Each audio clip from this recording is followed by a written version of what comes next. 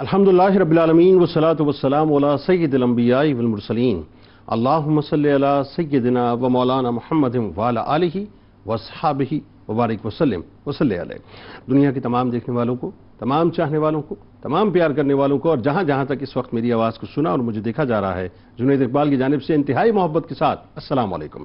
ایک بار پھر ناظرین، آپ کو پر نور صبح میں صبح نور کے ساتھ میں دل کی عطا گہرائیوں سے خوش آمدید کہتا ہوں۔ اور آئیے بلا توقف چلیں حضرت ابو انیس محمد برکت علی علیہ رحمہ کی تعلیف اسماء النبی کریم صلی اللہ علیہ وآلہ وسلم سے رسول اللہ صلی اللہ علیہ وآلہ وسلم کا ایک اسم مبارک پڑھنے اور سننے کی سعادت حاصل کرتے ہیں۔ سیدنا المخبت صلی اللہ علیہ وآلہ وسلم، ہمارے سردار رجوع فرمانے والے، درود و سلام بھیجے اللہ صلی اللہ علیہ وآلہ وسلم پر، آپ صلی اللہ علیہ وآلہ وسلم کی آل پاک پر اور صحابہ کرام رضوان اللہ تعالیٰ علیہم اجمعین پر۔ حضرت عبداللہ ابن عباس رضی اللہ تعالیٰ عنہ بیان کرتے ہیں، حضور نبی کریم صلی اللہ علیہ وآلہ وسلم اکثر یہ دعا کیا کرتے تھے کہ یا اللہ مجھے بہت زیادہ شکر ادا کرنے والا، تیرا ذکر کرنے والا، اور صرف تجھ سے ہی ڈرنے والا، اور صرف تیری ہی اطاعت کرنے والا، اور تیرے ہی آگے جھکنے والا، اور تیرے ہی سامنے گریہ ازاری کرنے والا، اور تمام امور میں تیری طرف رجوع کرنے والا بنا دے۔ ناظرین، ہمارے ساتھ آج آپ جڑے رہیں، انتہائی انٹرسٹنگ پروگرام اور بڑا انفارمیٹو بھی ہوگا کہ ماں کے رحم میں بچے کی افزائش کیسے ہوتی ہے، آج اس پر بات کریں گے۔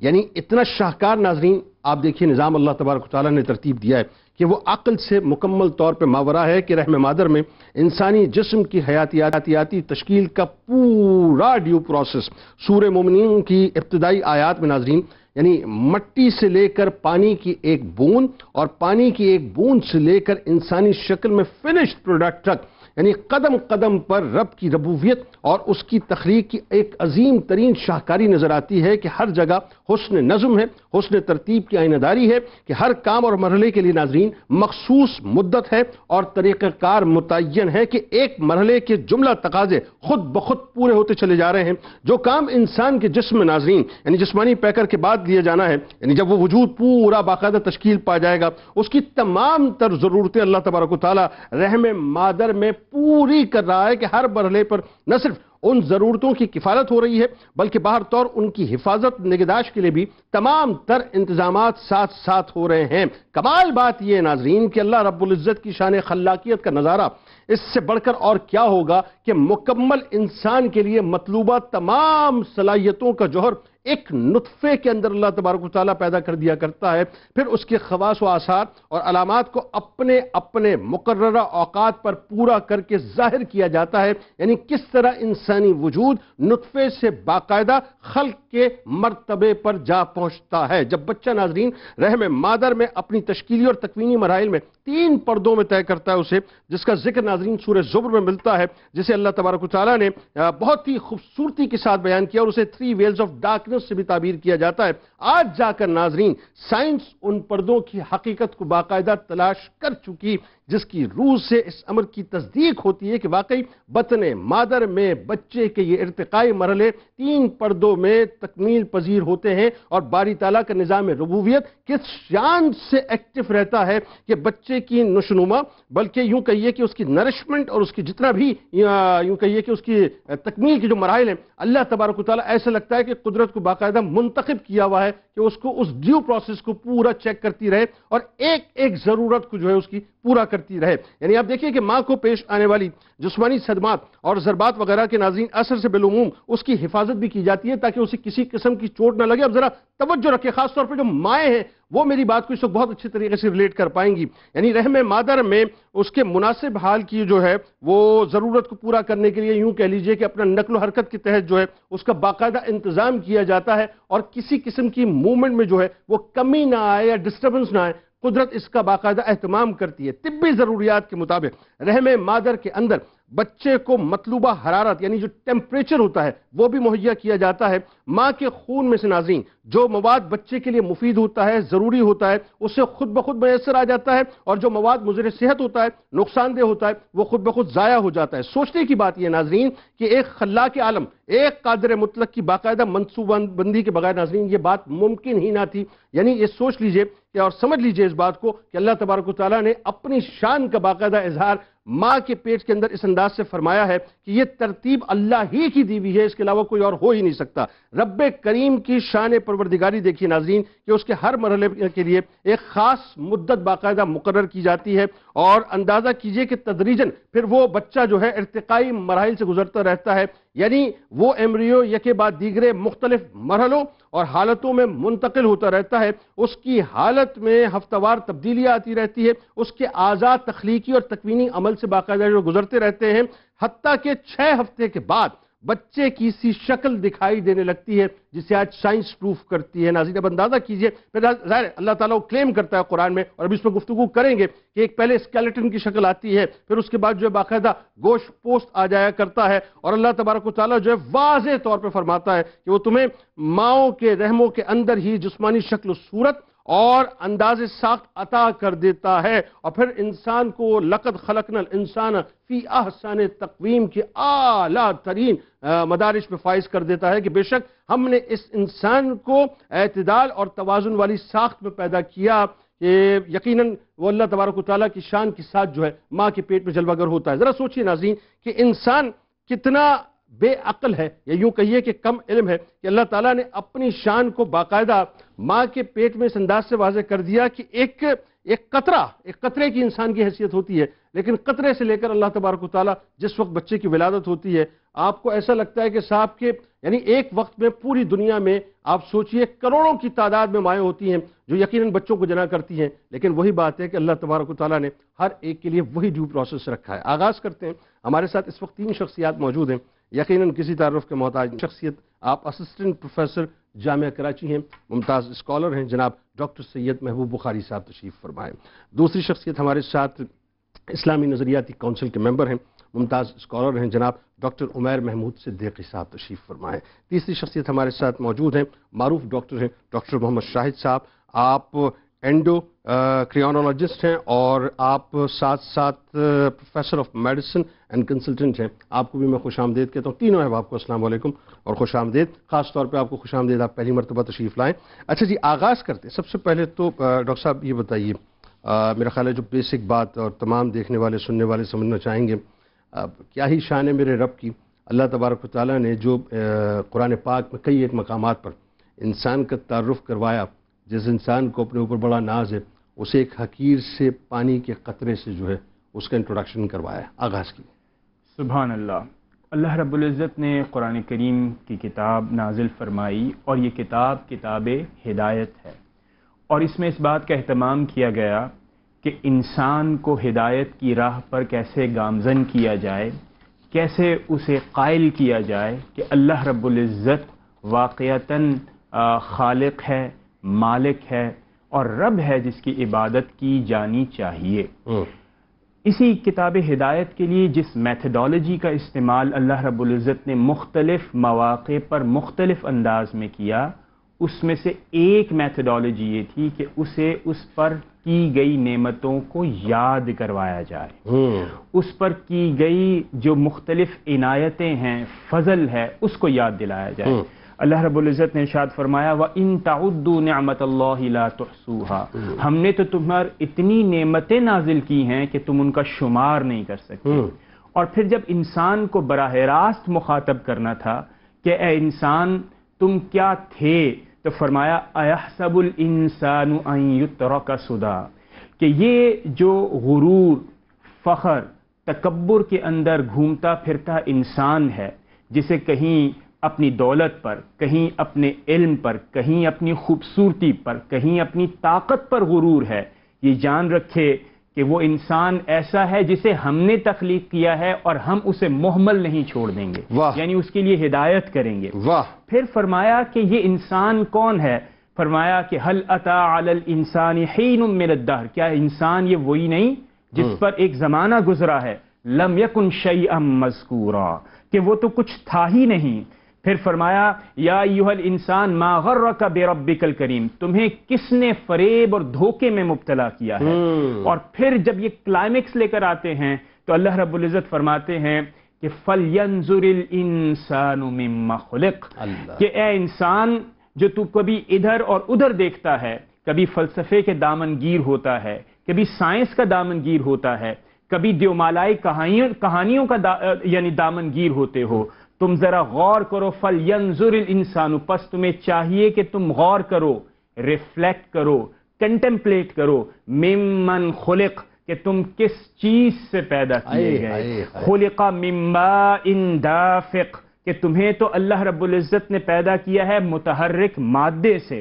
پھر اللہ رب العزت مزید اس کے پروسیسز کو انویل کرتے ہیں اور یہ بتاتے ہیں ما خلقکم ولا بعثکم، کہ تمہاری پیدائش اور تمہارا دوبارہ اٹھنا موت کے بعد الا کنفس واحدہ، کہ جب تمہیں ایک جان سے پیدا کیا گیا تھا اور اسی ایک جان سے تمہیں دوبارہ اٹھایا جائے گا، اور یہ نفس واحدہ یعنی ایک نفس سے، جس کو آج کل ہم یعنی جسے کہتے ہیں کہ جدید اصطلاح میں کہتے ہیں فرٹیلائزڈ اووم، انشاءاللہ تعالی اس کے اوپر مزید آگے بات ہوگی۔ پھر دوسرے مقام پر اللہ رب العزت نے مزید اسی انسان کی جو کجی ہے، یا جسے آپ یہ کہہ سکتے ہیں کہ انسان کی جو کمی ہے، اسے اس انداز میں بیان کیا، اِنَّا خَلَقْنَا الْإِنسَانَ مِن نُطْفَةٍ أَمْشَاجٍ، یعنی مخلوق نطفے سے تمہیں پیدا کیا گیا۔ پھر فرمایا أَلَمْ يَكُ نُطْفَةً مِن مَنِيٍّ يُمْنَىٰ، پھر فرمایا کہ کیا تمہیں ہم نے ایسے پیدا نہیں کیا، خُلِقَ مِن مَاءٍ دَافِقٍ، یعنی تمہیں کہیں بتایا گیا کہ تمہیں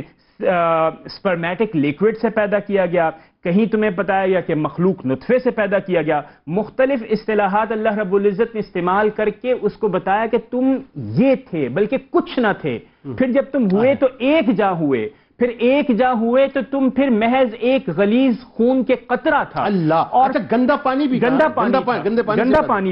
یعنی اگر غور کیجئے جنید بھائی، پروسیس اور اس کی کیمیکل کمپوزیشن دیکھیں تو اس کے ملٹیپل ایلیمنٹس آپ آئیڈینٹیفائی کر سکتے ہیں، لیکن اگر اس کا روحانی جسے کہتے ہیں مقام اور اس کی روحانی جو انٹالوجی ہے وہ بیان کیا جائے تو اسی لیے اس کو کہا جاتا ہے کہ وہ غلیظ یعنی مثال کے طور پر چھوٹا پانی ہے۔ پھر فرمایا ثم جعل نسلہ من سلالۃ من طین، پھر اسی حقیر پانی سے اس کی نسل کو آگے جاری رکھا گیا۔ اب ان تمام آیات پر اگر غور کیا جائے تو اللہ رب العزت نے مخاطب فرما کر انسان کو یہ بتایا کہ اے انسان تم کچھ نہ تھے، تمہیں عدم سے وجود میں لانے والی ذات میری ہے، میری طرف لوٹاؤ، جن باتوں کا میں نے تمہیں حکم دیا ہے تم نے ان باتوں پر عمل کرنا ہے۔ ایک سے چھوٹی دوسری بات میں یہ کرنا چاہوں گا، دو باتیں۔ نمبر ایک، یہ سوال کہ انسان کی تخلیق کیا ہے، انسان کی حقیقت کیا ہے، فلسفہ بھی اس پر بحث کرتا ہے، سائنس بھی اس پر بحث کرتی ہے، قرآن کریم مذہبی اس کے اوپر بحث کرتا ہے۔ اب انداز دیکھیے کہ اللہ رب العزت نے ان تمام ایسپیکٹس کو ایڈریس کیا، لیکن جو اہم بات ہے وہ یہ ہے کہ اللہ رب العزت نے جواب بھی دیا ان تمام سوالات کا روحانی اعتبار سے، سائنس نے ان پروسیسز کو انویل کیا، فلسفے نے اس جستجو پر پانی چھڑکا اور یہ بتایا کہ یہ سوال کتنا انسان کے لیے اہم ہے۔ لہٰذا غالباً ہم یہ کہہ سکتے ہیں، بہتر انداز میں ہم یہ کہہ سکتے ہیں کہ جب لوگ رجوع کرتے ہیں قرآن کریم کی طرف تو ان کی فلسفیانہ جستجو، ان کی سائنٹیفک کیوریوسٹی اور ان کی جو ہدایت کے لیے قرار اور اطمینان ہوتا ہے وہ قرآن کریم کے ساتھ جاگیر ہونے سے۔ کیا اچھی تمید ہے ماشاءاللہ۔ اب آئیے ذرا ڈاکٹر صاحب، ماں کے رحم میں اگین وہی بات کہ میں اس وقت ابھی جو میں نے ابتدا میں ایک بات کہی کہ اس وقت کروڑوں مائیں پوری دنیا میں ہوں گی جو ظاہر حمل کے اس پروسیس سے گزر رہی ہوں گی، اور آپ یہ دیکھیے کہ میرے رب کی ربوبیت، اس کی خلاقیت، اس کا کیا شاہکار ہے یہ، اور کیا اس کی طاقت و قدرت ہے۔ ایک ہی وقت پہ تمام ماؤں کے ارحام میں جو ہے وہ بچہ پروسیس ہوتا ہے، اور ایک ہی وقت میں ایک ہی انداز سے پروسیس ہوتا ہے۔ تو وہ جو پروسیس ہے اس کو ظاہر قرآن نے مختلف انداز سے بیان کیا، لیکن اگر ہم اسٹارٹ کرنے کے لیے سورہ مومنون سے آغاز کریں جس میں مختلف درجات اور مراحل اللہ تبارک و تعالیٰ نے بتلائیں، آغاز فرمائیے۔ بسم اللہ الرحمن الرحیم۔ قرآن مجید میں اللہ تعالیٰ نے انسان سے متعلق مختلف سوالات کے جوابات دیے ہیں۔ انسان کیا ہے، انسان کس چیز سے پیدا کیا گیا، انسان کی تخلیق کیسے ہوئی، انسان کو کیوں تخلیق کیا گیا، اور انسان کا خالق کون ہے۔ واہ۔ سورۃ الحج اور سورۃ المومنون جس کی طرف آپ نے اشارہ کیا ہے، یہ دو صورتیں ایسی ہیں جن میں اللہ تعالیٰ نے ویسے تو بہت تفصیل سے ان کے مراحل کو بیان کیا، لیکن دیگر صورتوں میں بھی بار بار اس کا تذکرہ کیا گیا کہ انسان کی تخلیق کیسے ہوئی۔ اور ایک بہت اہم بات میں یہاں یہ ذکر کرنے لگا ہوں کہ جب تخلیق انسانی کا ذکر کیا جاتا ہے تو فرسٹ ہیومن بینگ، پہلے انسان کی تخلیق کس طرح سے ہوئی، اللہ تبارک و تعالی نے حضرت آدم علیہ السلام کی تخلیق کے مراحل کے ذریعے سے اس کی تفصیلی وضاحت قرآن مجید میں فرما دی ہے، جس کا واضح مطلب یہ ہے کہ ہم ڈارونزم کے نتیجے میں وجود میں نہیں آئے، بلکہ ہماری زندگی کی ابتدا اللہ تبارک و تعالی کے کلمہ کن سے ہوئی، اور ہماری اصلیت آدمیت ہے، ہم آدم علیہ السلام کے نسل میں سے۔ یعنی ڈارونزم کی کوئی گنجائش ہے نہیں دین اسلام کے اندر، بڑی سمپل بات۔ اللہ رب کریم ارشاد فرماتا ہے یا ایھا الناس، اے لوگو، ان کنتم فی ریب من البعث، اگر تم اس بات میں نعوذ باللہ شک میں مبتلا ہو کہ ہم تمہیں مرنے کے بعد دوبارہ زندہ اٹھائیں گے، تو فرمایا فَإِنَّا خَلَقْنَاكُم مِّن تُرَابٍ، ہم نے تمہیں مٹی سے پیدا کیا، ثُمَّ مِن نُطْفَةٍ، پھر تمہیں نطفے سے پیدا کیا، ثُمَّ مِن عَلَقَةٍ، پھر ہم نے تمہیں علقہ اصل میں خون کے لوتھڑے یا ٹکڑے کو کہا جاتا ہے، چبایا ہوا، جیسے چبایا ہوا یا چپکا ہوا، پھر فرمایا ثُمَّ مِن مُضْغَةٍ مُخَلَّقَةٍ وغیر مخلقۃ۔ اب یہاں پر مدغہ عربی میں گوشت کے ٹکڑے کو کہا جاتا ہے، یہ ایک ایسی چیز جس کو چبایا ہوا ہو، تو اس کی شکل کس طرح سے ہو سکتی ہے۔ اور مخلقہ اور غیر مخلقہ، مخلقہ کہتے ہیں اس چیز کو جس کا نقشہ بنا ہوا ہو، اور غیر مخلقہ جس کا نقشہ نہ بنا ہوا ہو۔ اور پھر اس کے بعد فرمایا کہ لِنُبَيِّنَ لَكُمْ، تاکہ ہم تمہارے سامنے تفصیل سے وضاحت سے بیان کر دیں، وَنُقِرُّ فِي الْأَرْحَامِ مَا نَشَاءُ، اور جس چیز کو ہم چاہتے ہیں اس کو رحم کے اندر مقرر کر دیتے ہیں۔ پھر سورۃ المومنون کے اندر ارشاد فرمایا وَلَقَدْ خَلَقْنَا الْإِنسَانَ مِنْ صُلَالَةٍ مِنْ طِينٍ، فرمایا کہ ہم نے مٹی کے جوہر اور خلاصے سے انسان کو پیدا کیا، ثُمَّ جَعَلْنَاهُ نُطْفَةً فِي قَرَارٍ مَكِينٍ، اور پھر اللہ تعالیٰ نے یہاں انہی مراحل کو بیان کرنے کے ساتھ فرمایا کہ پھر فَخَلَقْنَا الْمُضْغَةَ عِظَامًا، اور پھر اس مدغہ گوشت کے ٹکڑے کو ہم ہڈیاں عطا کرتے ہیں، فَكَسَوْنَا الْعِظَامَ لَحْمًا، اور پھر ہم ہڈیوں کو گوشت چڑھاتے ہیں۔ یہاں پر میں خلاصتاً ایک بات کہنا چاہوں گا، اگر آپ قرآن مجید کی تمام آیات کا خلاصہ کریں کہ اللہ تعالیٰ نے انسان کن کن چیزوں سے مل کر بنا، یہ تو تخلیق کے مراحل تھے، اب بنا کن چیزوں سے مل کر ہے تو وہ سنیے گا۔ سلسال خشک مٹی، حمأ مسنون سنا ہوا بودار گارا، نطفہ سلالۃ من طین مٹی کا جوہر، نطفۃ امشاد ملا جلا نطفہ، ماء دافق اچھلتا ہوا پانی، علق فرمایا خون کا لوتھڑا، طین لازب چپکنے والی مٹی، ماء مہین حقیر پانی، سلسال کالفخار سوکھی ہوئی بجنے والی مٹی، تراب جس کو خشک مٹی کہا جاتا ہے، الماء پانی۔ اس کے علاوہ اللہ نے فرمایا مدغہ مخلقہ غیر مخلقہ عظامن لحمن، اور پھر اس پورے پروسیس کے بعد فرمایا فقدرہ، وہ تمہیں مقدر کرتا ہے، تمہاری تقدیر بناتا ہے، فسوہ تمہیں تسویہ برابر کرتا ہے، فعدلک تمہارے تمام تر اعضاء میں اللہ تعالیٰ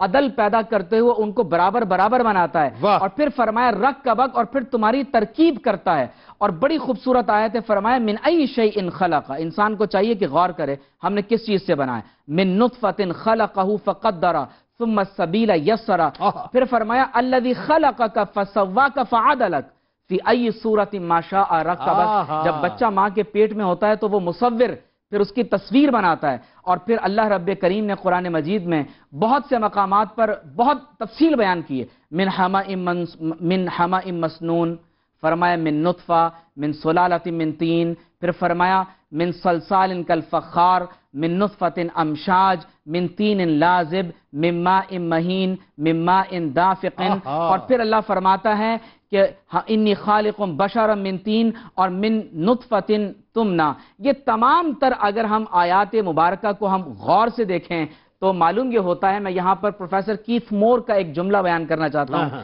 ان کی کتابیں ہیومن ڈیولپمنٹ پر ایمبریولوجی میں پڑھائی جاتی ہیں، انہوں نے جب ان تمام تر آیات مقدسہ کو سنا تو انہوں نے کہا کہ 1400-1300 سال قبل یہ تمام تر آیات جب یہ تمام انسانی مراحل کو بیان کر رہی ہیں، اس سے پہلے اس وقت نہ یہ الٹرا ساؤنڈز بنے تھے، بالکل ٹھیک ہے، نہ تمام کے تمام یہ جدید سائنسی آلات بنے تھے، لیکن یہ آیات حضور علیہ الصلوۃ والسلام کا بیان کرنا اس بات کی دلیل ہے کہ محمد الرسول اللہ صلی اللہ علیہ وسلم اللہ کے رسول ہیں۔ اور امام راضی ارشاد فرماتے ہیں کہ لوگوں اس بات پر غور کرو، جب اللہ نے پہلی وحی نازل فرمائی تو اپنے وجود کی پہلی دلیل یہ دی ہے کہ الذی خلق الانسان من علق، کہ میں تمہارا خالق ہوں اور تمہاری تخلیق کے مراحل یہ ہیں، تو انسان جب اپنی ذات پر غور و فکر کرے گا تو نتیجہ کیا ہے؟ من عرف نفسہ فقد عرف ربہ، تو اپنی تخلیق پر غور و فکر خالق تک پہنچائے گا۔ سبحان اللہ، کیا خوبصورت گفتگو ڈاکٹر صاحب۔ بلکہ دیکھیں نا، وہ جوک سے بھی تو تشبیہ دی نا انسان کو، یعنی جس وقت اس کو تخلیق کے مراحل سے گزر رہا ہوتا ہے تو یہ جوک کا کام کیا ہوتا ہے بنیادی طور پہ؟ اللہ تبارک و تعالیٰ نے کیا تشبیہ دی ہے کہ اس طرح سے جو وہ اپنا رزق حاصل کر رہا ہوتا ہے۔ ڈاکٹر صاحب اب آئیے، جو ایک بڑی اہم ترین بات ہے، اور ظاہر ہے میں تو بڑا فرم بلیور ہوں اس بات کا کہ آج یہ جو کچھ بھی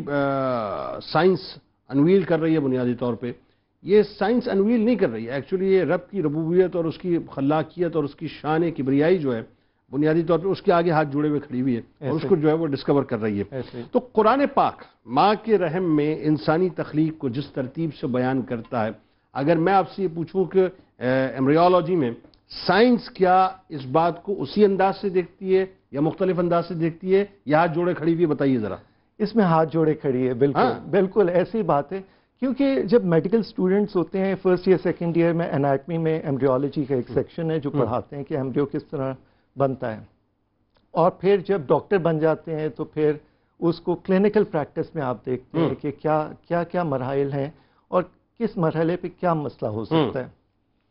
تو اب آپ اگر سیمن فلوئڈ انالیسس کی بات کریں سیمن کی، تو مائکروسکوپ میں اگر آپ دیکھیں ملینز آف سپرمز ہوتے ہیں، اور اس میں سے ایک سپرم ایک اووم کے ساتھ فرٹیلائز ہوتا ہے اور پھر جو ہے ایمبریو بنتا ہے۔ یعنی میں اگر تھوڑا سا پردے میں رکھ کے اگر بات کروں، میں ظاہر ہے چونکہ تمام ہی لوگ دیکھ رہے ہوتے ہیں کہ جب مرد اور عورت کا ایک ازدواجی تعلق قائم ہوتا ہے تو وہ کروڑوں کی تعداد میں اسپرم جو ہیں منتقل ہوتے ہیں، جی، اس میں سے سلیکشن صرف ایک اسپرم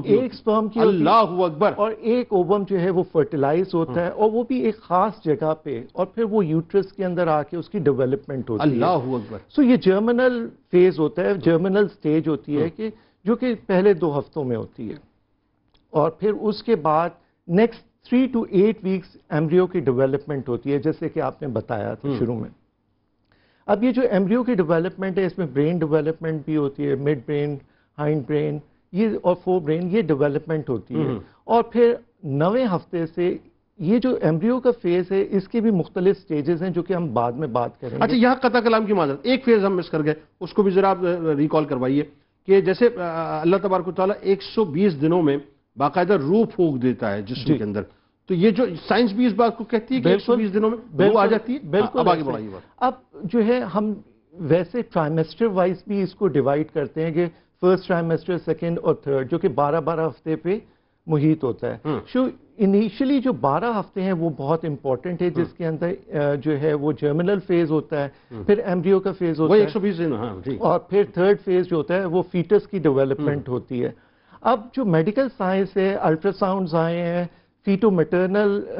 ڈیولپمنٹ ہوئی ہے گائنیکالوجی آبسٹیٹیشن کی ڈپارٹمنٹ میں، سو یہ پرانی جو قرآن پاک نے بات بتائی ہے وہ اسی پہ عمل کرتے ہوئے وہی باتیں ثابت ہو رہی ہیں جو کہ قرآن پاک نے بتائی ہیں۔ انٹرسٹنگ بتائیے باتیں اس میں، جیسے آپ تو ظاہر کیسز آپ کے سامنے آتے ہیں، مطلب اللہ کا کیا کیا شاہکار آپ دیکھ رہے ہوتے ہیں جب ایک ماں جو ہے وہ ظاہر اپنے بچے کے بالکل سمجھ لیجئے کہ اپنا جننے کے مراحل سے گزر رہی ہوتی ہے۔ دیکھیں، ہم تو ہر طرح کی کلینکل پریکٹس میں دیکھ رہے ہوتے ہیں کہ کچھ اللہ تعالیٰ کی قدرت ہے کہ کئی سال بعد بھی کنسیپشن ہو جاتا ہے، اور کنٹینیوسلی یہ قدرت ہے کہ ایک سپرم اور ایک اووم کے ساتھ فرٹیلائزیشن ہو جاتی ہے۔ کچھ سپرمز بھی ہیں بہت، جب ہم سیمن فلوئڈ انالیسس کراتے ہیں تو ہمیں نہیں لگتا کہ یہ اتنی مقدار ہے کہ جو ہے وہ فرٹیلائز ہو سکے، لیکن یہ اللہ تعالیٰ کی قدرت ہے کہ ڈیولپمنٹ ہو جاتی ہے، اور پھر جو ہے وہ فیٹس ڈیولپ ہو جاتا ہے، اور پھر پروسیس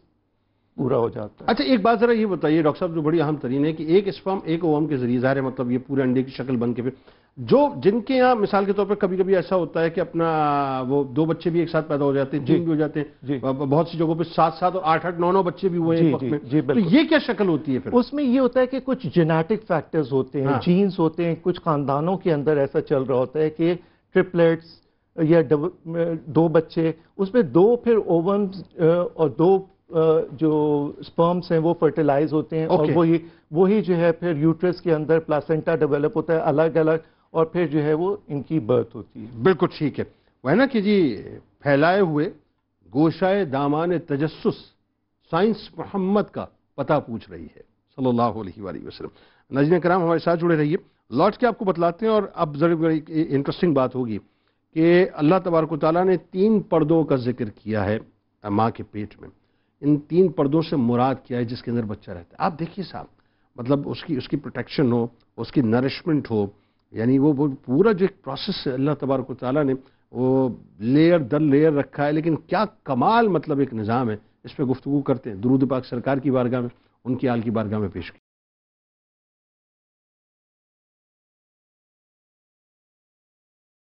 جناب ایک بار پھر میں آپ کو خوش آمدید کہتا ہوں۔ بڑا ہی انٹرسٹنگ موضوع ہے، ماں کے رحم میں بچے کی جو افزائش ہوتی ہے وہ کیسے ہوتی ہے۔ قربان جائیے اپنے رب کی قدرت کے اوپر کہ ایک مٹی سے انسان کا وجود ہو رہا ہے، ایک مٹی سے ایک پانی کا گندا قطرہ، ایسے ہی کہا ہے نا اللہ تبارک و تعالیٰ نے، اور پھر اس کے بعد ظاہر ہے وہ نطفے میں تبدیل ہوتا ہے، ماں کے رحم کے اندر جو ہے پھر وہ ایک پروسیس ہے، پروسیس کے بعد جو ہے پھر وہ ظاہر ہے وہ جوک کی طرح جو ہے وہ ماں کے یعنی ایک گیند کی صورت میں، ایک انڈے کی صورت میں جو ہے وہ باقاعدہ چپک جاتا ہے ماں کے رحم سے، پھر وہ چبائے ہوئے گوشت کی طرح ہے، پھر اس کے اوپر جو ہے باقاعدہ ہڈیاں آ جاتی ہیں، ہڈیوں کے اوپر مسلز آ جاتے ہیں، گوشت آ جاتا ہے، پھر سب سے پہلے اللہ تبارک و تعالیٰ اس کو جو ہے وہ سماعت دیتا ہے، سب سے پہلے سماعت دیتا ہے، اور اس کے بعد فائنلی ایک لقد خلقنا الانسان فی احسن تقویم کی صورت میں جو ہے اللہ تبارک و تعالیٰ اس دنیا کے اندر انسان کو بھیج دیتا ہے۔ میرا خیال ہے دنیا میں جتنے بھی لوگ ڈینائل موڈ پہ ہیں نا صاحب کہ کون ہے جو تخلیق کرنے والا، اگر صرف اور صرف وہ انسانی تخلیق پہ غور کرنا شروع کر دیں اور یہ سمجھنا شروع کر دیں، مطلب باعث ہوئے بغیر، متعصب ہوئے بغیر، عقل کی بنیاد ریشنل بنیادوں پہ بھی اگر سمجھنا شروع کر دیں نا، چھوڑ دیجیے صاحب، چلے میں عقیدے کی بات ہی نہیں کرتا، اگر ریشنل بنیادوں پہ بھی سمجھنا شروع کر دیں تو میرا خیال ہے آپ اس بات سے ماورا نہیں ہو سکتے کہ کوئی تو ہے کہ جس نے تخلیق کیا ہے ماں کے پیٹ کے اندر، جو کروٹ ماں کو جو ہے وہ پروٹیکشن بھی دے رہا ہے، کروٹ ماں کے پیٹ میں بچے کو بھی پروٹیکشن دے رہا ہے، کروٹ ماں کے پیٹ کے اندر بچے کو جو ہے وہ لقمہ جو اسے چاہیے وہ دے رہا ہے، اور وہ فضلہ جو اسے نہیں چاہیے وہ اس کو نکال کر پھینک رہا ہے۔ مجھے افسوس ہوا، ہندوستان کے جو بہت بڑا مشہور شاعر ہے، مطلب کیا بڑا بھی کیا لفظ میں، جاوید اختر، مطلب اللہ تعالیٰ سے میں دعا کرتا ہوں اللہ تعالیٰ اسے عقل سلیم عطا کرے اور ہدایت دے، کہ جو یہ کہتا ہے کہ مطلب میں تو اس بات کو مانتا ہی نہیں کہ وہ خالق ہے۔ ارے صاحب صرف اپنے ہی وجود پہ اگر وہ غور کر لے نا، انسان صرف اپنے ہی وجود پہ اگر غور کر لے تو اندازہ ہو کہ اللہ تبارک و تعالیٰ نے ہمیں کس انداز سے تخلیق کیا ہے، ہم اس رب کی ربوبیت سے پھر کسی طور سے جو ہے وہ پیچھے نہیں ہٹ سکتے۔ آئیے ذرا ڈاکٹر صاحب اب ذرا یہ بتائیے، یہ بڑی ایک اہم ترین بات ہے، اور اس موضوع پہ اس طرح سے بات ذرا کرنا مشکل لوگوں کے لیے ہوتا ہے، لیکن اللہ کرے کہ لوگوں کو ہدایت ملے، جو خاص طور پہ آج کل لوگ ایتھیزم کی طرف جا رہے ہیں، مطلب یہ بڑا ایک اہم موضوع ہے۔ یہ جو 3 پردوں کا ذکر اللہ تبارک و تعالیٰ نے فرمایا ہے ایمبریو میں، اس پہ ذرا بات کیجئے ذرا ایک تو۔ دوسرا یہ کہ کیا قدرت ہے صاحب کہ بچے کی حفاظت بھی ہو رہی ہے ماں کے پیٹ میں، اس کی خوراک کا انتظام بھی ہو رہا ہے، یعنی قدرت کا کیسا حسین شاہکار ہے، بتلائیے ذرا۔ سبحان اللہ، یعنی اللہ رب العزت کی شان پر اور اللہ رب العزت کے بالخصوص اس انسانی شاہکار کی پیدائش کے مختلف مراحل پر غور کریں تو یقیناً انسان کو اس بات کا احساس ہوتا ہے کہ وہ ایک کمزور ہے، اور اللہ رب العزت کے یہ فرمانا کہ لم یکن شیئا مذکورا، تو انسان ان تمام علوم ٹیکنالوجیز کے ہوتے ہوئے بھی یہی محسوس کرتا ہے کہ واقعتاً انسان اگر ہے تو وہ ہے ایسے ہی جس کا کوئی نام لینا بھی کوئی مناسب بات نہیں ہے اللہ رب العزت کے سامنے۔ تو اللہ رب العزت نے انسانی تخلیق کے جتنے بھی مراحل بیان کیے، اس میں جو حیاتیاتی تشکیل ہے اسے بھی یہ بیان کیا کہ اسے اللہ رب العزت نے مکمل کیا ہے ماں کے پیٹ کے اندر۔ اب جو غور طلب بات ہے وہ یہ ہے کہ نہ صرف یہ کہ ماں کے پیٹ کے اندر اس کی بایولوجیکل گروتھ ہو رہی ہے، لیکن اس کے ساتھ ساتھ سائیکولوجیکل گروتھ بھی ہو رہی ہے، اور اس کے ساتھ ساتھ سب سے بڑھ کر کہ اللہ رب العزت عمر اس بچے کی کیا ہوگی اس بات کا بھی فیصلہ یہی ہوتا ہے۔ اس بچے کا رزق کیا ہے، وہ شقی ہے یا سعید ہے۔ الغرض یہ کہ یہ وہ پہلو ہیں انسان کی تخلیق کے جو سائنس یہ کہتی ہے کہ ہمارا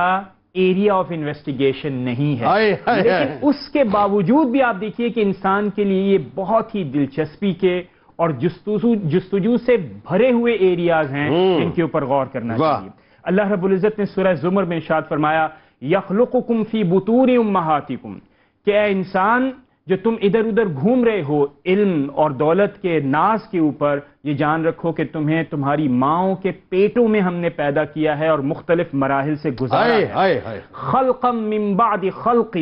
اور تمہیں تخلیق کے ایک مرحلے سے دوسرے مرحلے میں منتقل کرنے والی ذات کون سی ہے؟ ہم ہیں۔ سائنس پروسیسز کو انویل کرے گی، لیکن اس کے پیچھے جو فرسٹ کاز ہے، وائی ایٹ آل، اس کی پیچھے اللہ رب العزت کی ذات گرامی ہے۔ سبحان اللہ۔ پھر فرمایا یہ جو پورا مرحلہ ہے، فی ظلمات ثلاث، یہ تین تاریکیوں کے، جسے آپ یہ کہہ سکتے ہیں کہ لیئرز کے اندر ہوتا ہے۔ اس کے اندر اب یہ جو تین تاریکیوں کی لیئرز ہیں، ان کے حوالے سے مختلف طرح کی گفتگو ہوتی ہے، لیکن تین تاریکیوں کو آسان انداز میں اگر سمجھنا ہے تو پہلی ہے پیٹ کی انٹ سیلف تاریکی، ٹھیک ہے، دوسری ہے یوٹرس کی انٹ سیلف تاریکی، اوکے، اور تیسری ہے ان جھلیوں کی انٹ سیلف تاریکی۔ اور اس کو آپ آج کے انداز میں اگر میں کہوں تو میں یہ کہوں گا دا مسٹریز آف 3 لیئرز، یعنی مثال کے طور پر ان جھلیوں کے اندر کیا ہے، اللہ اکبر، اور ان جھلیوں کے اندر تحریک کون کرتا ہے، ان جھلیوں کے اندر کس بندے کا، کس ذات کا کنٹرول ہے، وہ صرف اور صرف یعنی سائنس نے 1450 برس بعد اس بات کو تو انویل کیا کہ یہ 3 پردے ہیں، لیکن اس بات کو انویل نہیں کر پائی کہ اس کے پیچھے کون ہے۔ یہ ہے کمال کی بات۔ پھر فرمایا اللہ رب العزت نے ذالکم اللہ ربکم، فرمایا یہ ہے اللہ رب العزت کی ذات، لہ الملک، جس کی ہی بادشاہی ہے، اللہ نے خود انویل کروایا، لا الہ الا ہو، عبادت کے لائق صرف وہی ذات ہے، فَأَنَّا تُصْرَفُونَ، اے انسان تم کہاں بھٹکے چلے جا رہے ہو۔ اب میں ایک چیز کی طرف آپ کی توجہ چاہوں گا جنید بھائی، اور وہ یہ ہے، یہ تو اللہ رب العزت نے بتا دیا 1400 سال قبل، 1500 سال قبل۔ ٹھیک ہے، آئیے ذرا اس بھٹکے ہوئے انسان کا، جس کے اللہ رب العزت نے فرمایا ما غرک، کہ تجھے کس نے، یعنی جسے کہتے ہیں کہ دھوکے میں مبتلا کیا ہے، اس کا سفر سناتا ہوں۔ 14ویں صدی عیسوی قبل از مسیح، ارسطو کا یہ خیال تھا، یہ اس کا گمان تھا کہ تخلیق میں مینسٹرل بلڈ استعمال ہوتا ہے۔ پھر گیلن آیا، اس میں کچھ تبدیلیاں کی، لیکن تھیوری وہی سیم رہی، اور پھر تقریباً 1673 کے اندر اینٹنی فان لیون واک آیا، جس نے 1 لینس کی ایک مائکروسکوپ ایجاد کی۔ اچھا، یہ بعد از مسیح بات کر رہے ہیں آپ؟ یہ بعد از مسیح 1673 کے اندر، یعنی اس کا مطلب یہ ہوا کہ ارسطو کی سنگل ہینڈڈلی اتھارٹی نالج، جس کو لوگوں نے اکنالج کیا، انسانوں نے اکنالج کیا، وہ کیا تھی؟ وہ یہ تھی کہ مینسٹرل بلڈ ہے، اور اس میں فردر چینجز، یعنی یہ 3000 سال کی پوری جرنی ہوئی اگر آپ دیکھیں، ارسطو سے لے کے، ہاں ارسطو سے لے کے تک مائکروسکوپ کی مطلب انوینشن۔ اچھا، اس کے بعد اگر آپ دیکھیں جب یہ ایجاد ہو گئی تو اب آپ کے پاس ایک انسٹرومنٹ آیا جس سے آپ نے کچھ چیز دیکھ سکتے ہیں۔ پھر آتا ہے میلفگی، جو کہ ماڈرن فادر ہے ایمبرائیولوجی کا۔ 1672 میں مختلف مراحل کے اندر اس نے یہ بات طے کی کہ نیسیسری کمپوننٹس ہیں سپرم اور اوو۔ یہ آیا 1672۔ اب میں انسان کی تاریخ یہ بتانا چاہتا ہوں کہ حضور اکرم صلی اللہ تعالی علیہ وسلم پر قرآن کریم ریویل ہوا، سٹارٹ ہوا 610 میں، 610 میں، مکمل ہوا 632 کے اندر۔ 632 سے لے کر 1672 کو جب آپ کاؤنٹ کرتے ہیں، تقریباً 1200 سال کا عرصہ ہوتا ہے، اور ابھی بھی مکمل ریویلیشن نہیں۔ اچھا، پھر ہوئی 1775 کے اندر، سپیلو زینی نام کا ایک شخص تھا جس نے یہ بتایا کہ مختلف ڈرائنگز کی مدد سے چکس اور ایگز کے حوالے سے بتایا۔ پھر 3 مختلف مراحل گزرے جنید بھائی، اور 1940 میں الیکٹران مائکروسکوپ کی ایجاد کے بعد اب انسان جھانکنے کی کوشش کر رہی ہے کہ وہ 3 لیئرز ہیں۔ سو رفلی اسپیکنگ 1300 سال بعد سائنس آج دن دعووں پر کھڑی ہوئی ہے۔ 1300 سال پہلے انسان کے بارے میں اللہ رب العزت بتا دیا، یعنی یوں کہیے کہ 1300 برس کے بعد سائنس ابھی جھانکنے کی پوزیشن میں آئی ہے، کھڑکی کھولی نہیں ابھی اس نے، اور مکمل نہیں جنید بھائی، مکمل نہیں، صرف بایولوجیکل پروسیس، صرف اس چیز کا جواب واٹ از دا پروسیس، لیکن وائی سم تھنگ ہیپننگ دس وے، اللہ رب العزت نے اس کا راز اپنی ذات کے ساتھ جوڑا ہوا ہے۔ پھر آپ نے فرمایا کہ یعنی یہ سوال تھا کہ کیا ہے وہ جسے کہتے ہیں پروسیسز جس کے اندر غذا کا یعنی انتظام کرتے ہیں۔ اللہ رب العزت نے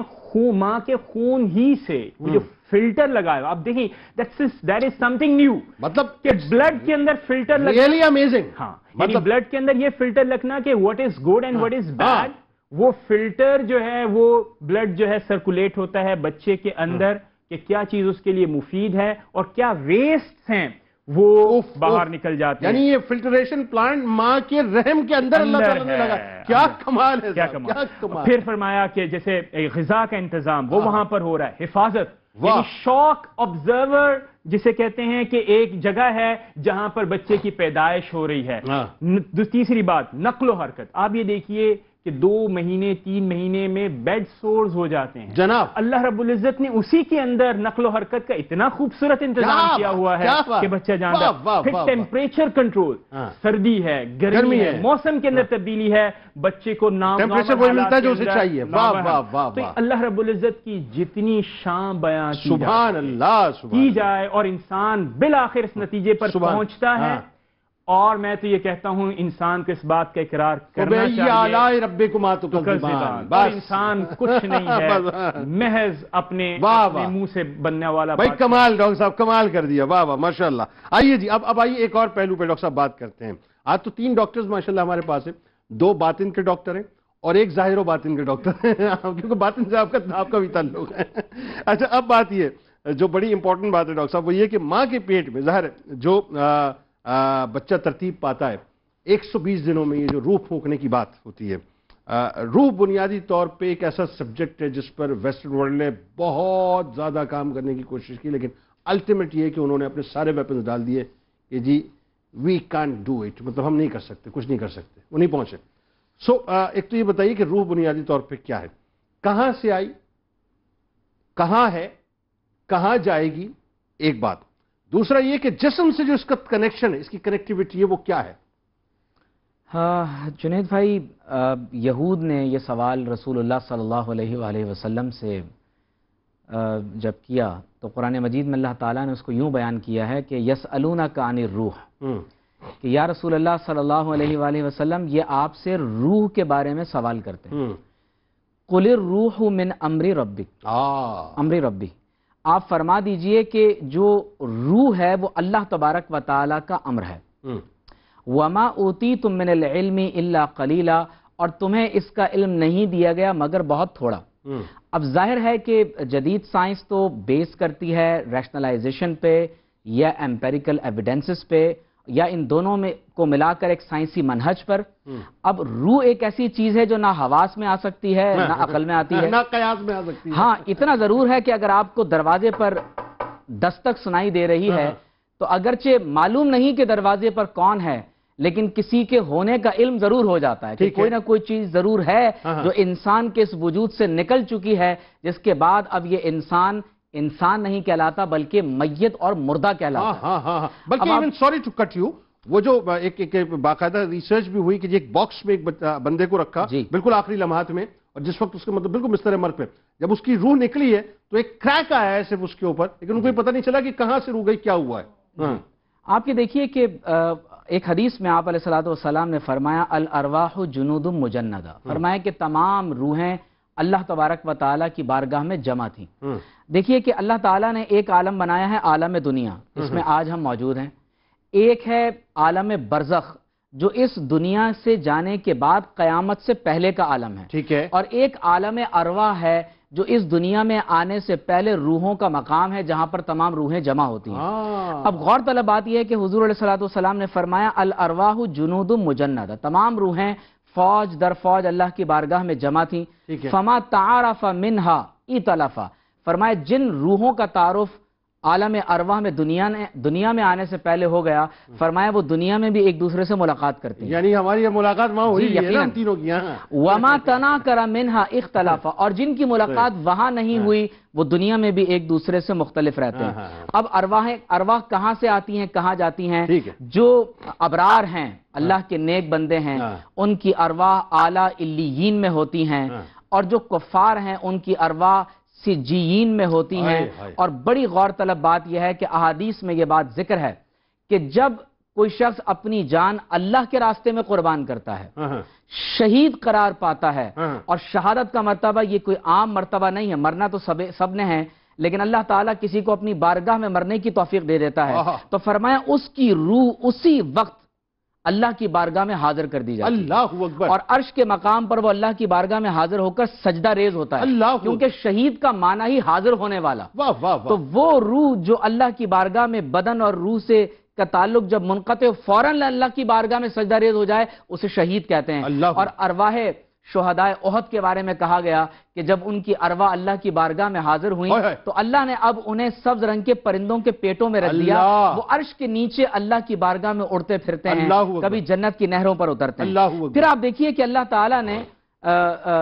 اس روح کے بارے میں ارشاد فرمایا کہ فَإِذَا سَوَّيْتُهُ، جب اللہ نے آدم علیہ السلام کی تخلیق فرمائی اور ان کے اعضاء کو برابر کیا، فرمایا وَنَفَخْتُ فِيهِ مِن رُوحِي۔ آج تک جتنی بھی سائنسی تحقیقات ہو رہی ہیں وہ صرف اس جسمانی وجود پر ہو رہی ہیں، جبکہ ہمارے وجود کی صرف ایک جسمانی ڈائمنشن نہیں ہے، اس کی ایک روحانی، اخلاقی، جمالیاتی اور عقلی ڈائمنشن بھی ہے۔ تو روحانی ڈائمنشن کو ابھی تک سائنس نے نظر انداز کیا ہوا ہے، اور یہی وہ چیز ہے جو اس انسان کو اشرف المخلوقات بناتی ہے اور دیگر اشیاء سے ممتاز کرتی ہے۔ تو فرمایا وَنَفَخْتُ فِيهِ مِن رُوحِي، میں نے اس انسانی وجود میں اپنی روح خود پھونکی ہے۔ اب یہ اللہ کا راز ہے، اب یہ اللہ کا راز ہے کہ اللہ تبارک و تعالیٰ نے اپنی روح پھونکی۔ اب اپنی روح سے مراد کیا ہے تو یہ سمجھ لیجئے، جب اللہ تبارک و تعالیٰ کسی چیز کے شرف کو بیان کرتا ہے تو اس کی نسبت اپنی طرف کر لیتا ہے۔ اٹ مینز روح جو ہے وہ اللہ کے نزدیک بہت ہی ریپیوٹیبل ہے، اللہ کی مخلوق ہے، اور پروردگار عالم نے اس کی نسبت اپنی طرف کر لی۔ اور حدیث مسلم میں ہے کہ حضور علیہ السلام نے ارشاد فرمایا کہ جب انسان کی تخلیق کے مراحل تکمیل کو پہنچتے ہیں تو اللہ تبارک و تعالی ایک فرشتہ بھیجتا ہے، فرمایا ثم یرسل الملک، ایک فرشتہ بھیجا جاتا ہے، فینفخ فیہ الروح، اور وہ فرشتہ اللہ کے امر سے اللہ تبارک و تعالی کی روح کو بندے کے جسم میں پھونک دیتا ہے، اور پھر 4 باتوں کا امر متعین، یہ بڑی اہم بات ہے، بتائیے۔ فرمایا اس کا رزق، ٹھیک ہے، اس کی عمر، اس کا عمل، اس کا شقی یا سعید ہونا۔ اچھا یا برا ہونا جو ہے۔ اب میں یہاں پر ایک بڑی نقطے کی بات کہنے لگا ہوں۔ آج جدید دنیا میں ڈی این اے کے اوپر ریسرچ ہو رہی ہے، بالکل ٹھیک ہے، کہ ہر انسانی خلیے کے اندر، آپ کے لعاب میں، آپ کے خون میں اللہ تعالیٰ نے ڈی این اے رکھ دیا ہے، بالکل ٹھیک ہے، اور اس ڈی این اے کے اندر اللہ تعالیٰ نے انسانی وجود کی مکمل اسپیسیفیکیشنز، کہ آپ کی کھال کیسی ہوگی، آپ کا رنگ کیسا ہوگا، آپ کی آئیز کیسی ہوں گی، بال کیسے ہوں گے۔ اب آپ دیکھیے کہ آنکھیں ایک ہی جیسی ہیں، جانوروں، کتے کی بھی آنکھیں ہیں، بلی کی بھی آنکھیں ہیں، انسان کی آنکھیں بھی ہیں، لیکن اللہ تبارک و تعالیٰ نے اس ڈی این اے کے فرق کے تبدیل ہونے کی وجہ سے ہر چیز کو دوسری شے سے اس کے رنگ کے اندر، یعنی جب آپ اس کو انفولڈ کرتے ہیں تو آپ کو پتہ چلتا ہے کہ اس کے جو کریکٹرسٹکس ہیں وہ بالکل مختلف ہیں۔ جنید بھائی، اس میں اتنے یعنی اربوں لیٹرز ہیں کہ اگر اس کتاب کو صرف چھاپا جائے تو وہ لیٹرز آسمانوں تک پہنچ جائیں، صرف ایک ڈی این اے کے اندر، اور اسی لیے اس ڈی این اے کو لینگویج آف گاڈ کہا جاتا ہے۔ تو اگر میں نتیجہ نکالوں تو نتیجہ یہ ہے کہ یہ تمام تر تخلیقی مراحل، چاہے وہ علم ظاہر کے اعتبار سے ہوں یا علم روح کے اعتبار سے ہوں، اگر آپ ان تمام تر باتوں کو جمع کریں تو سائنس حضور علیہ السلام کی بارگاہ میں وہ 10 بستہ کھڑی ہوئی ہے، اور یہ سوال دراز کرتی ہے کہ یا رسول اللہ مجھے علم عطا فرما دیجئے۔ تو میں یہ گزارش کروں گا کہ آج کے جو ملحدین ہیں وہ اس انسانی وجود کو صرف ایک مادی وجود کے تناظر میں دیکھ رہے ہیں، وہ اس روحانی وجود کے ساتھ ڈی این اے پر اگر ریسرچ کریں گے، جو ابھی تک ایک ایسی کتاب ہے جس کو مکمل طور پر جانا نہیں جا سکتا، تو یہ معلوم ہو جائے گا کہ ہم از خود تخلیق نہیں ہوئے، ہمارا خالق اللہ ہے۔ بالکل صحیح، بالکل صحیح، بہت خوبصورت، بہت حسین بات ہے۔ اور اگین وہی بات آپ دیکھیں نا، اللہ تعالیٰ کے ہر نظام میں، اللہ تعالیٰ کے ہر کام میں جو ہے وہ ہمیں اتنی وسعت نظر آتی ہے کہ مطلب حیران کن مطلب حد تک جو ہے، میں تو سچی بات ہے، یعنی صرف انسان کے جسم کی اگر آپ وینز کو لے لیجئے تو مطلب یہ پوری دنیا جو ہے اس کو آپ 2 مرتبہ 3 مرتبہ چکر کھلا دیں تو انسان کی، اب مطلب آپ انسان سوچے صاحب کہ میں وہ جو آپ ابھی بات کر رہے تھے ابتدا میں، دیکھیں نا، یہ عقل والوں کے لیے، شعور والوں کے لیے کیسی بات ہے کہ ایک مرد اور عورت کے ملاپ میں، مطلب آپ سوچئے کہ ایک ہم تو ایک اسپرم اس کو سمجھ رہے ہیں نا، وہ کروڑوں اسپرمز ہیں، اس میں سے اللہ تعالیٰ ایک سلیکٹ کرتا ہے، یعنی رب جو ہے اس کی وسعت کا انداز۔ اچھا اب آئیے ذرا فائنلی ڈاکٹر صاحب اسی بات کو ذرا میں چاہتا ہوں آپ انٹر ریلیٹ کر لیجئے۔ ماں کے پیٹ میں جو بچے کی افزائش ہو رہی ہے، ظاہر ہے اس کی خوراک کا، اس کی پروٹیکشن کا، اس کی افزائش کا ایک پورا میکانزم اللہ تعالیٰ نے رکھا ہے، جس کے بارے میں ظاہر ڈاکٹر صاحب نے بڑی خوبصورت گفتگو کی. سائنٹیفکلی اس کو آپ کیسے دیکھتے ہیں ایک بات، اور خاص طور پہ جو ایمبریو میں جو ہے مطلب یہ بتائیے کہ جو 3 پردوں کی ہم بات کرتے ہیں ایمبریولوجی میں، ان 3 پردوں کی جو تشکیل ہے، اس کے مراحل ہیں، وہ بیسکلی میڈیکل سائنس کو کیسے دیکھتی ہے بتائیے. دیکھیں جو خوراک کی بات کرتے ہیں، ہم کہتے ہیں کہ کچھ خوراک جو ہے وہ امپورٹنٹ ہے فیمیلز کے لیے تاکہ ایمبریو کی ڈیولپمنٹ ہو جائے. شروع کے ٹرائمیسٹر، فرسٹ ٹرائمیسٹر کے اندر جو شروع کے ہفتے ہیں اس کے اندر فولک ایسڈ بہت امپورٹنٹ رول پلے کرتا ہے، کیونکہ بچے کی development, brain development, spinal cord کی ڈیولپمنٹ یہ فولک ایسڈ سے ہوتی ہے. پھر اس کے ساتھ آیوڈین، تھائرائڈ، فیمیلز کا تھائرائڈ بہت امپورٹنٹ رول پلے کرتا ہے. اگر تھائرائڈ صحیح نہیں ہوگا تو مس کیریج ہونے کا خدشہ ہوتا ہے. اسی طرح شوگر کا ایک نارمل لمٹ میں ہونا، اور پریگننسی کے دوران جو ہے وہ فاسٹنگ شوگر 95 سے کم ہونی چاہیے، اور 2 گھنٹے کے بعد 120 ملی گرام پر ڈیسی لیٹر سے کم شوگر ہونی چاہیے. اگر اس سے زیادہ شوگر بڑھ رہی ہے تو پھر دوائیوں کا استعمال لازمی ہے، ورنہ پھر پانی کا جو وہ ہے تھیلی کے اندر وہ زیادہ ہو جاتا ہے، امنیوٹک فلوئڈ اس کو کہتے ہیں، اور وہ پھر وہ زیادہ ہو جاتا ہے. بلڈ پریشر کا کنٹرول بہت امپورٹنٹ ہے. ٹھیک ہے. سو یہ ساری چیزیں ہیں جو کہ فیٹل ڈیولپمنٹ میں بہت امپورٹنٹ رول پلے کرتی ہیں. اسی طرح کیلشیم اور آئرن یہ بھی بہت امپورٹنٹ رول پلے کرتا ہے بچے کی ڈیولپمنٹ. ٹھیک ہے. ٹھیک ہے. سو بلڈ پریشر، شوگر، یہ ساری چیزیں، آئرن، فولک ایسڈ، کیلشیم، یہ بہت امپورٹنٹ رول پلے کرتے ہیں بچے کی ڈیولپمنٹ. اچھا، یہ تو آگے نشو و نما پروٹیکشن کے حوالے سے بات ہے. باقی وہ جو پردوں کی ہم بات کر رہے ہیں، آج ظاہر آج جا کے آپ کے پاس ایکس ریز اور الٹرا ساؤنڈز اور ایم آر آئیز آئی ہیں جی، تو 1450 برس پہلے میرے رب نے بتلا دیا تھا جی کہ قدرت نے جو ہے، قدرت کے آگے ساری ایم آر آئیز جو ہے وہ ہاتھ جوڑے ہوئے کھڑی ہوئی ہیں. جس کے بارے میں بتائیے نا، پردوں کے بارے میں. پردوں کے بارے میں جو ڈاکٹر صاحب نے بات کی کہ 3 پردے، اس کو میڈیکل سائنس نے پروو کیا ہے. اور پہلی لیئر جو آؤٹر لیئر ہے اس کو ایکٹوڈرم کہتے ہیں. اچھا. اس کے اندر والی لیئر اس کو میزوڈرم کہتے ہیں. اچھا. اور بالکل اندر والی لیئر کو اینڈوڈرم کہتے ہیں. اوکے. ٹھیک ہے. سو باہر والی جو لیئر ہے ایکٹوڈرم، اس سے اسکن، نیلز، پوری اسکن، ہیئرز، اچھا، اور نروس سسٹم یہ ڈیولپ ہوتا ہے. اب جو اندر والی لیئر ہے میزوڈرم، اس کو کارڈیو ویسکولر یعنی ہارٹ اور لنگس وہاں سے ڈیولپ ہو رہے ہوتے ہیں، اور وہاں سے اسکیلیٹل ٹیشو اور مسلز وہ میزوڈرم سے ڈیولپ ہو رہے ہوتے ہیں. واہ واہ. اور اینڈوڈرم جو اندر والی لیئر ہے اس سے ڈائجسٹیو سسٹم، لیور، پینکریاس اور لنگس کا ایک پورشن وہاں سے ڈیولپ ہو رہا ہے. بالکل اندر لیئر ہے، اندر والی جس کے بارے میں فرمایا جو جوک کی طرح، مطلب وہ جو ہے نا وہ جو لیئر ہے اس سے. تو یہ 3 لیئرز ایکٹوڈرم، میزوڈرم، اینڈوڈرم، اس سے مختلف آرگنز ڈیولپ ہو رہے ہوتے ہیں. اور اس کی ڈیولپمنٹ کے لیے جیسے خوراک کی آپ کو ضرورت ہوتی ہے، فولک ایسڈ کی ضرورت ہوتی ہے. اسی لیے ہم کہتے ہیں کہ انیشیل جو فیز ہے، انیشیل فرسٹ ٹرائمیسٹر ہے، اس کے اندر تھائرائڈ، شوگر اور فولک ایسڈ بالکل کریکٹ ہونا چاہیے تاکہ ڈیولپمنٹ صحیح ہو سکے. واہ کیا بات ہے جی، کیا خوبصورت گفتگو، اور مطلب کمال ہو گیا جی. بہت شکریہ آپ تینوں احباب کا، آپ تشریف لائے اور بڑی انٹرسٹنگ گفتگو ناظرین رہی. لیکن ان تمام باتوں میں اگین وہی بات ہے کہ اللہ تبارک و تعالیٰ کی شان خلاقیت کے آگے اپنے سروں کو جھکا لیجیے، اور یہ سوچیے صاحب کہ یہ جو 5، 5.5، 6 فٹ کا ہمارا وجود ہے جس پہ ہمیں بڑا ناز ہوتا ہے، اللہ تعالیٰ نے پانی کے گندے قطرے سے، میری آپ کی اوقات یہ ہے کہ میں اور آپ ایک گندے قطرے سے پیدا کیے گئے ہیں. اس حقیقت کو سمجھنے کی کوشش کیجیے. ساری پھوپھا انسان کی نکل جاتی ہے جب انسان کو اپنی حقیقت کا ادراک ہو جائے. اور اگین وہی بات ہے کہ کوئی تو ہے جو نظام، وہی تو ہے جو نظام ہستی چلا رہا ہے، وہی خدا ہے. اولاد نرینہ کے حصول کا وظیفہ آپ کو بتلاتے ہیں. جو شخص اولاد نرینہ کا خواہش مند ہو تو نماز تہجد کے بعد 111 مرتبہ سورۃ الصافات کی آیت نمبر 100 رب حبلی من الصالحین کے پڑھنے کا معمول بنا لے.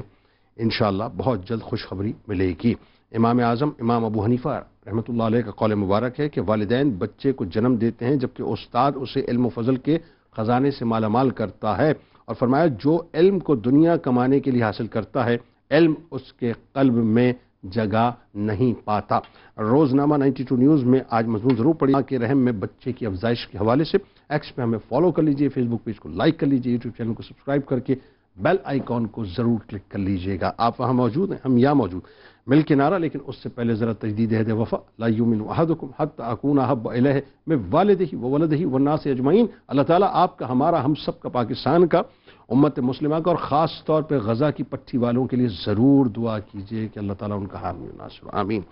پاکستان کا مطلب کیا؟ لا الہ الا اللہ محمد رسول اللہ صلی اللہ علیہ وسلم.